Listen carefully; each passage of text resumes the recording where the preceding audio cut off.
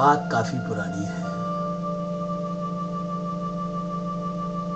तब मैं शायद उस गांव में पहली मर्तबा गया था।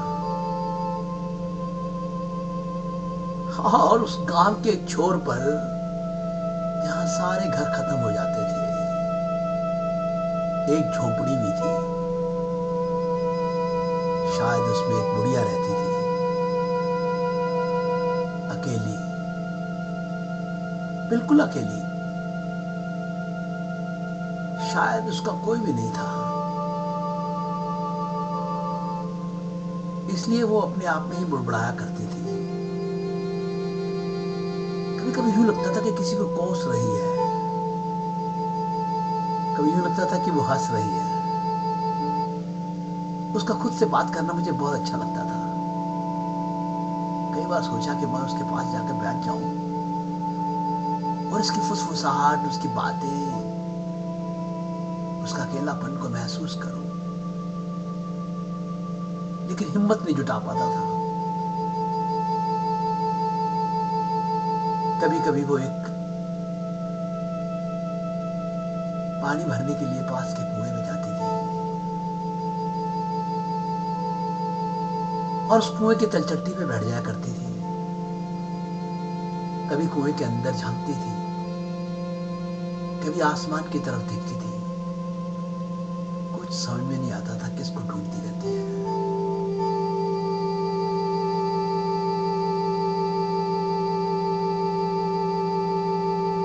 ना चाहते हुए भी मुझे उस बुढ़िया से बेहद लगाव हो गया। मेरी आंखें उससे तलाशती रहती थी कि वो ऐसी क्यों है, क्या परेशानी है उसकी, क्यों रहती है अकेली, वो अपने खाने पीने का बंदोबस्त कहां से करती होगी। कुछ समझ में नहीं आता था। एक दिन मैंने हिम्मत जुटाई थी और उसके झोंपड़े के सामने जा पहुंचा। अंदर से फुसफुसाने की आवाज आ रही थी। ऐसे लगता था जैसे वो किसी से बात कर रही हो।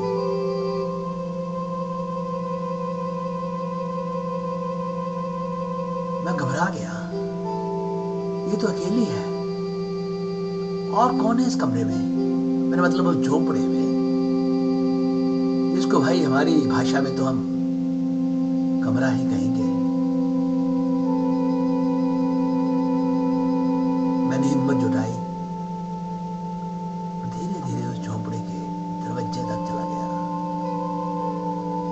अंदर झांक कर देखा तो मेरी आंखें फटी की फटी रह गई।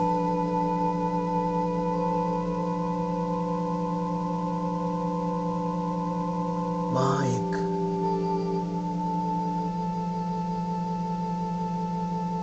बीमार लड़की सो रही थी, देखने में बेहद खूबसूरत। लगता था अभी अभी उसे नींद आई है, और बुढ़िया शायद उसी से ही बात कर रही थी और उसे कह रही थी कि उठ जा, कुछ खा ले।